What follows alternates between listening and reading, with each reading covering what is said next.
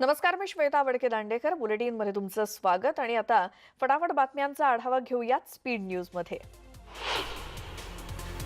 नागपूरच्या सदर छावणी परिसरातील दुचाकीला पॉलिश करणाऱ्या केमिकल दुकानाला भीषण आग लागली. दुकानाच्या दुमजली इमारतीला आग लागली आणि या आगीमध्ये केमिकल जळून खाक झालं. आग विझवण्यासाठी अग्निशमन दलाच्या गाड्या घटनास्थळी दाखल झाल्या. आगीमुळे शेजारच्या इमारतींनाही धोका आहे. अभिनेता सोनू सूद याच्या विरोधात मुंबई महापालिकेनं जुहू पोलीस ठाण्यात तक्रार दाखल केली आहे. सोनू सूद यानं त्याच्या घराचं रूपांतरण हॉटेलमध्ये केल्याचा पालिकेचा आरोप आहे.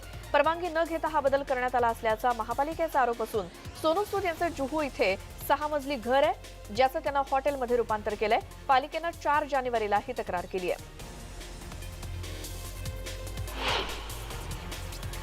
शिवसेना खासदार संजय राऊत यांनी केंद्रावर पुन्हा एकदा टीका केली आहे. गेले काही महिने विरोधी पक्षातील नेत्यांना आणि त्यांच्या कुटुंबियांना केंद्रीय तपास यंत्रणांचा वापर करून त्रास देण्याचा प्रयत्न केला जातोय आणि त्यात गांधी कुटुंब देखील आहे, इतर नेतेही आहेत, आम्ही देखील आहोत, असंही ते म्हणाले. दरम्यान असे किती प्रयत्न केले तर भविष्यात विरोधी पक्ष एकजुटीनं उभा राहील, संघर्ष करेल असा विश्वास संजय राऊत यांनी व्यक्त केलाय. संजय राऊत यांनी काँग्रेसवरही भाष्य केलं. काँग्रेस हा सर्वात जुना राजकीय पक्ष आहे, गावागावात पोहोचलेला पक्ष आहे. स्वातंत्र्य चळवळीत पक्षाचं योगदान अत्यंत महत्त्वाचं आहे. पंडित नेहरू, इंदिरा गांधी आणि इतरांनीही देशासाठी खूप मोठा त्याग केलाय. त्या पक्षाचं अध्यक्षपद हे देशातील आणि राजकारणातील एक महत्त्वाचं पद आहे. अशा काँग्रेसच्या नियोजित अध्यक्षाला ते विरोधी पक्षाचे नेते आहेत म्हणून अपशब्द वापरून बोलणं ही आपली संस्कृती नाही, अशी टीका संजय राऊतांनी केली आहे. महाविकास आघाडी सरकारला मुंबई हायकोर्टाचा दिलासा मिळालाय. विधान परिषदेच्या उपसभापती नीलम गोऱ्हे यांच्या निवडीला आव्हान देणारी याचिका हायकोर्टानं फेटाळली आहे. या संदर्भात भाजपचे विधान परिषद आमदार गोपीचंद पडळकर यांनी याचिका दाखल केली होती.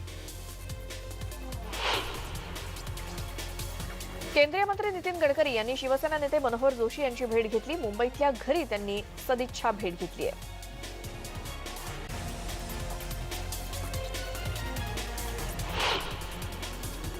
मुंबई शहराचा विकास, नियोजन आणि सौंदर्यीकरण या विषयावर आज पर्यटन मंत्री आणि मुंबई उपनगर जिल्ह्याचे पालकमंत्री आदित्य ठाकरे यांच्या उपस्थितीत मुंबई महापालिका मुख्यालयात महत्त्वाची बैठक होते. या बैठकीला महापौर किशोरी पेडणेकर आणि आयुक्त इक्बाल सिंग चहल तसंच इतरही अधिकारी उपस्थित राहणार आहेत.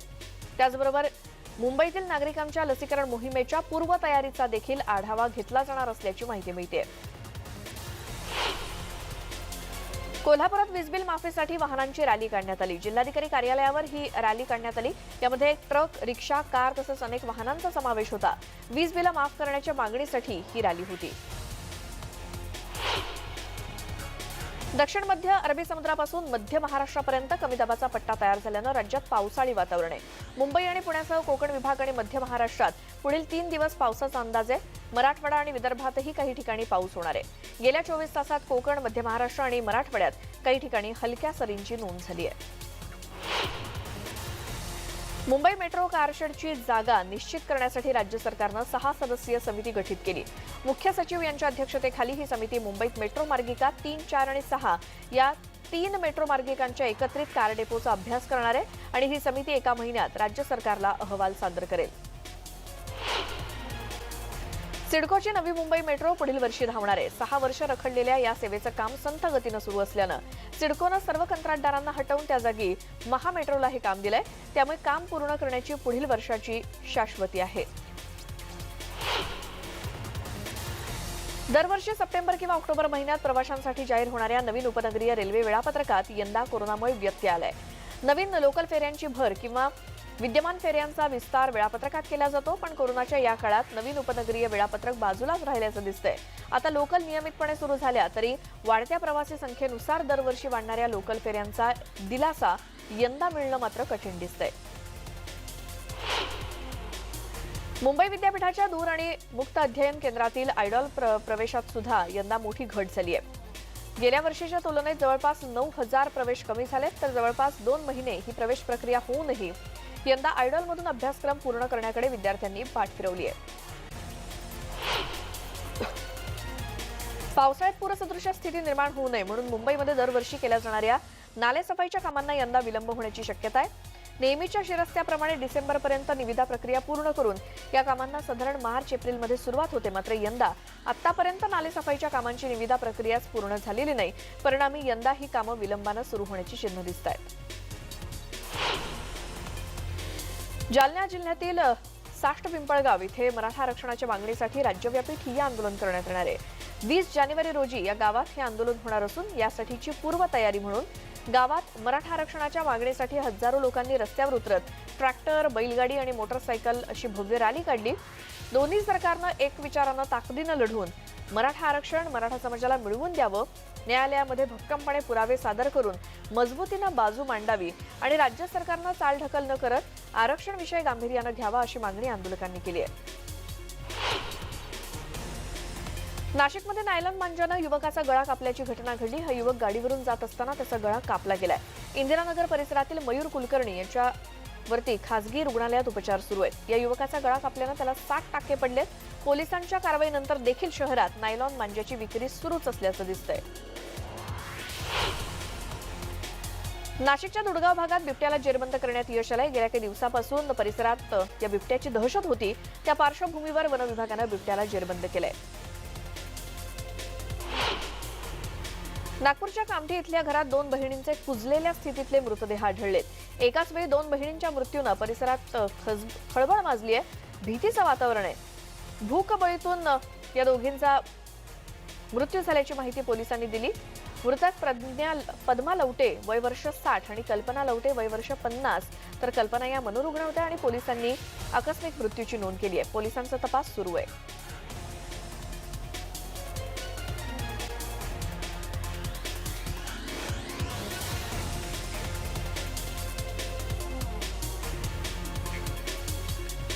उस्मानाबाद इथे दिव्यांग व्यक्तीला बेडीला बांधून स्वयंपाक घरामध्ये कामाला लावल्याचा धक्कादायक प्रकार समोर आलाय. तुळजापूर नळदुर्ग रोडवरील बंद टोलनाक्याजवळच्या धाब्यावरचा हा प्रकार आहे. गेल्या कित्येक दिवसांपासून धाबा चालकाकडून या दिव्यांग व्यक्तीचा अमानुष छळ सुरू होता. पोलिसांना माहिती मिळताच धाब्यावर कारवाई करण्यात आली आणि दिव्यांग व्यक्तीसह धाबा चालकाला पोलिसांनी ताब्यात घेतलंय. भटक्या कुत्र्यांच्या हल्ल्यामध्ये 4 काळविटांचा मृत्यू झाल्याची धक्कादायक घटना पुण्यातील कात्रज प्राणी संग्रहालयामध्ये घडली आहे. या भटक्या कुत्र्यांनी रात्रीच्या वेळी प्राणी संग्रहालयात प्रवेश करून काळविटांचा कळप असलेल्या खंदकामध्ये प्रवेश केला आणि या हल्ल्यामध्ये 2 नर आणि 2 मादी काळविटांना ठार केलंय.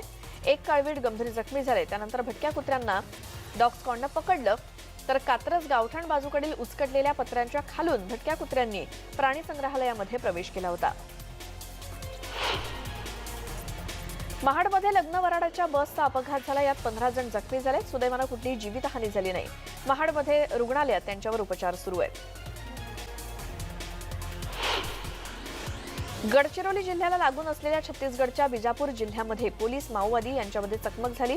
या चकमकीत माओवाद्यांचं प्रशिक्षण शिबिर पोलिसांनी उद्ध्वस्त केलं. मोठी घटना घडवण्यासाठी माओवाद्यांची तयारी सुरू होती आणि चकमकीनंतर माओवादी जंगलामध्ये पळाले असून घटनास्थळी मोठ्या प्रमाणात शस्त्रसाठा जप्त करण्यात आलाय.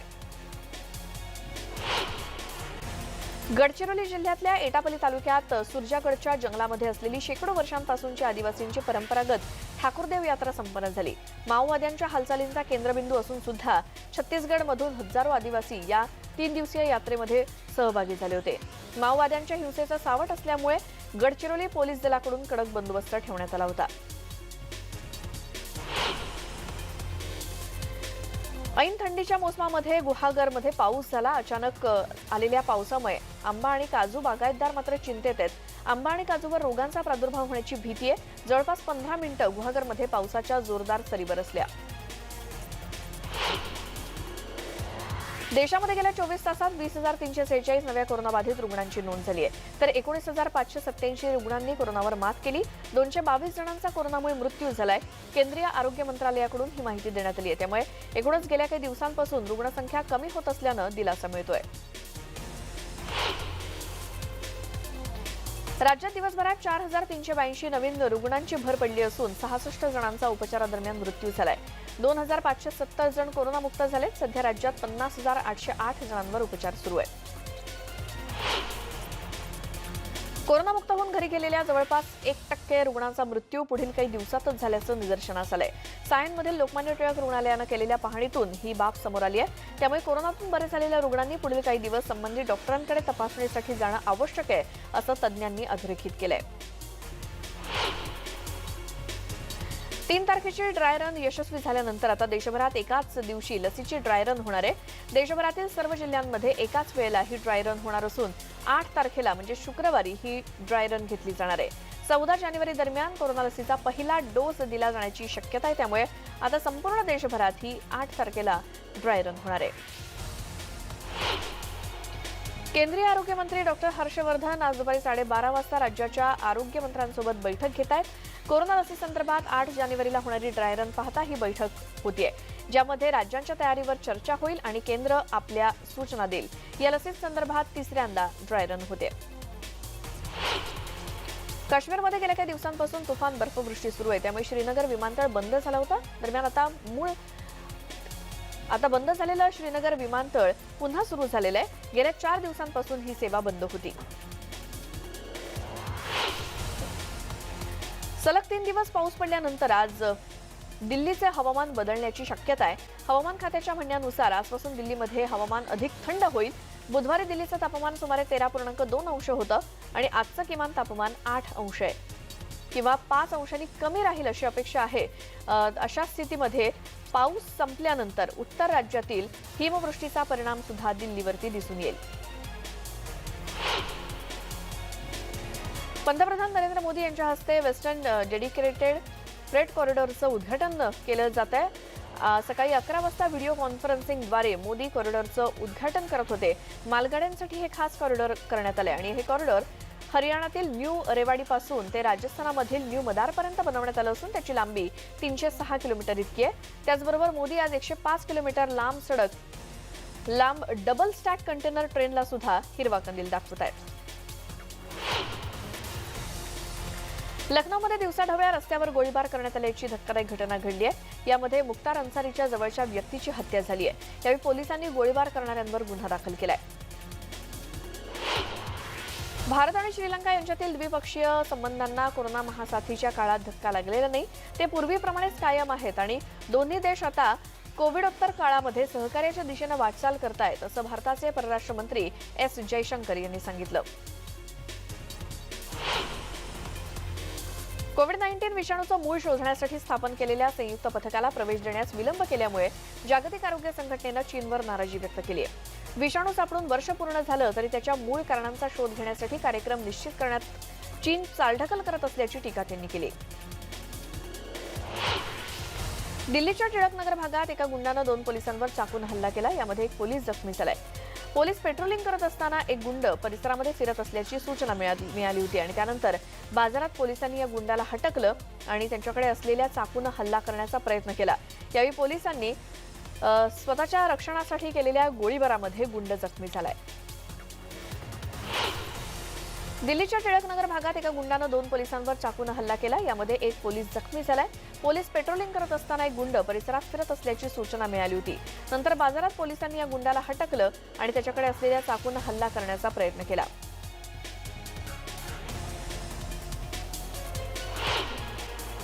जम्मू काश्मीरमधील कुपवाडामध्ये मोठ्या प्रमाणात बर्फवृष्टी होते. यावेळी जवानांनी एका गर्भवतीला घेऊन अनेक किलोमीटरपर्यंत चालत रुग्णालयात दाखल केलं आणि या महिलेनं बाळाला जन्म दिल्यानंतर जवानांनी आई आणि तिच्या बाळाला घरी नेण्यासाठी सुद्धा मदत केली. जवानांनी केलेल्या या मदतीमुळे महिलेच्या कुटुंबियांनी आणि इतरांनी जवानांचे आभार मानलेत. 6 जानेवारी हा दिवस अमेरिकेच्या इतिहासात काळा दिवस म्हणून नोंदवला जाणार आहे. अमेरिकेच्या संसद भवनात ट्रम्प समर्थकांनी अक्षरशः धुडगूस घातला. लोकशाहीच्या या मंदिरात कित्येक तास दंगल सदृश परिस्थिती निर्माण झाली होती. सशस्त्र पोलीस, दंगल नियंत्रक पथक आणि विशेष गार्ड्सना पाचारण करण्यात आलं. दरम्यान ही वेळ यायचं कारण म्हणजे बुधवारी अमेरिकेची राजधानी वॉशिंग्टन डीसी मध्ये ट्रम्प यांची रॅली होती. त्यासाठी हजारो ट्रम्प समर्थक जमले होते. रॅली संपल्यावर यातील शेकडो समर्थक अमेरिकेची संसद अर्थात कॅपिटल हिलकडे वळले आणि त्यांना थांबवण्याचा प्रयत्न पोलिसांनी केला, पण त्यांची संख्या खूप जास्त होती. काहींकडे पिस्तूलं सुद्धा होती. अखेर कॅपिटल हिलमध्ये शिरण्यात ते यशस्वी झाले. काही मिनिटं तर हे माथेफिरू आंदोलक सिनेटमध्ये घुसले आणि अमेरिकन लोकशाहीची सर्वोच्च संस्था हे समर्थक हायजॅक करतात की काय असं चित्र निर्माण झालं होतं. पोलिसांच्या गोळीबारात एका महिलेचा मृत्यू झाला. अमेरिकेत याआधी कधीच असं घडलं नव्हतं. डेमोक्रॅट आणि रिपब्लिकन या दोन पक्षांमधून विस्तव जात नाही हे खरंय, पण संसद भवनात दंगल याआधी कधीही झाली नव्हती आणि निवडणुकीचा निकाल लागल्यापासून मी पराभव स्वीकारणार नाही या भूमिकेवर ट्रम्प ठाम आहेत. त्याचाच परिपाक म्हणजे अमेरिकेवरती ही नामुष्की आली आहे. दरम्यान या घटनेनंतर वॉशिंग्टन डीसीमध्ये तणावाचं वातावरण आहे. मग संचारबंदी तिथे लागू करण्यात आली. वॉशिंग्टन डीसीच्या महापौरांनी स्थानिक वेळेनुसार संध्याकाळी 6 वाजेपर्यंत संचारबंदी लागू राहील असं सांगितलंय. अमेरिकेच्या संसदेत तोडफोड करण्यात आली आणि जगभरात या घटनेचे पडसाद उमटले असून यावर जगाच्या कानाकोपऱ्यातून प्रतिक्रिया यायला लागल्यात. पंतप्रधान मोदींनी देखील यावरती भाष्य केलं असून हिंसाचाराच्या बातम्या ऐकून आपण अस्वस्थ झाल्याचं त्यांनी म्हटलंय. त्यांनी ट्विट करत या घटनेच्या पार्श्वभूमीवर भाष्य केलं. मावळते राष्ट्राध्यक्ष डोनाल्ड ट्रम्प यांच्या समर्थकांनी वॉशिंग्टनमधील कॅपिटल इमारतीत घुसून जोरदार गोंधळ घातला आणि जो बायडन यांनी तीव्र प्रतिक्रिया यावर दिली आहे. हा विरोध नसून देशद्रोह आहे अशा आशयाचं ट्विट त्यांनी केलं. कॅपिटल बिल्डिंग बाहेर जो गोंधळ झाला आम्ही तसे नाहीत. कायदा न मानणाऱ्यांची ही छोटी संख्या आहे. हा देशद्रोहाचा मार्ग आहे आणि तो थांबला पाहिजे असं बायडन म्हणाले. अमेरिकेचे अध्यक्ष डोनाल्ड ट्रम्प यांचे 3ही ट्विटर अकाउंट 12 तासांसाठी स्थगित करण्यात आले. इतकंच नाही तर ट्रम्प यांनी जर चिथावणीखोर ट्विट थांबवलं नाही तर ट्रम्प यांना कायमस्वरूपी बॅन करू असा इशारा ट्विटरनं दिलाय. निवडणूक प्रक्रिया, बायडन यांचा विजय यावरून ट्रम्प सातत्यानं चिथावणीखोर ट्विट करत असतात. फेसबुकनं सुद्धा डोनाल्ड ट्रम्प यांचं अकाउंट तात्पुरत्या स्वरूपासाठी ब्लॉक केलंय. हिंसाचार सुरू असतानाच डोनाल्ड ट्रम्प यांनी अमेरिकेच्या राष्ट्राध्यक्ष निवडीबाबत केलेल्या निराधार आरोपानंतर ही कारवाई झाली आहे. इराणनं आंतरराष्ट्रीय संस्था इंटरपोलकडे अमेरिकेचे राष्ट्राध्यक्ष डोनाल्ड ट्रम्प आणि इतर 47 अधिकाऱ्यांविरोधात रेड कॉर्नर नोटीस जारी करण्याची मागणी केली.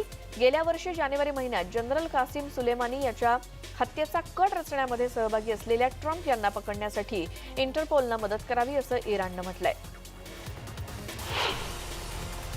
विद्यमान बीसीसीआय अध्यक्ष सौरव गांगुलीचा रुग्णालयातून त्यांना डिस्चार्ज मिळालाय. हृदयविकाराचा झटका आल्यानं शनिवारी गांगुलीला रुग्णालयात दाखल केलं होतं.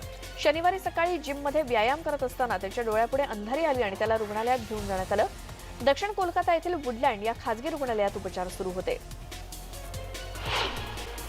भारत विरुद्ध ऑस्ट्रेलिया यांच्यात 3री कसोटी सुरू आहे. मात्र या कसोटीत पावसाचा व्यत्यय आलाय. ऑस्ट्रेलियाचा एक गडी बाद झाला असून ऑस्ट्रेलियानं 21 धावा जिंकल्यात.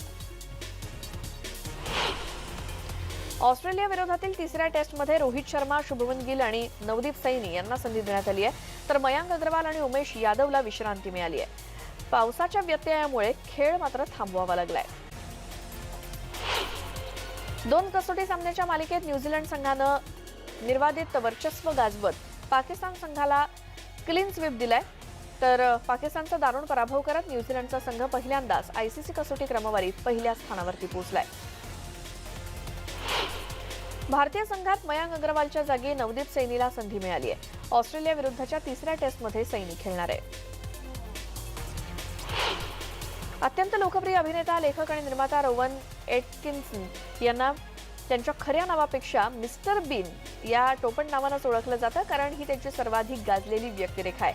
मात्र हीच व्यक्तिरेखा आता ते कधीच साकारणार नाहीत. मिस्टर बीन साकारण्यात आता मला मजा येत नाही. ती व्यक्तिरेखा साकारण्याची जबाबदारी मला आनंद किंवा समाधान देत नाही. मला ती व्यक्तिरेखा तणावपूर्ण आणि थकवणारी वाटते. आता त्या व्यक्तिरेखेला पूर्णविराम देण्याचा मी विचार करतोय असं त्यांनी स्वतःच स्पष्ट केलंय. अभिनेत्री अभिज्ञा भावे आणि मेहुल पै काल विवाह बंधनात अडकले. मुंबईमध्ये दिमाखात त्यांचा विवाह सोहळा पार पडला. बऱ्याच सेलिब्रिटींनी या भव्य महाराष्ट्रीयन विवाह सोहळ्याला हजेरी लावून या जोडप्याला आशीर्वाद दिले.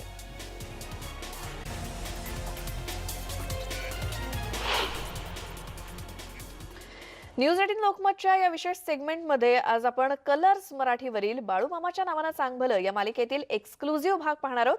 आजच्या भागामध्ये काय होणार आहे पाहूयात.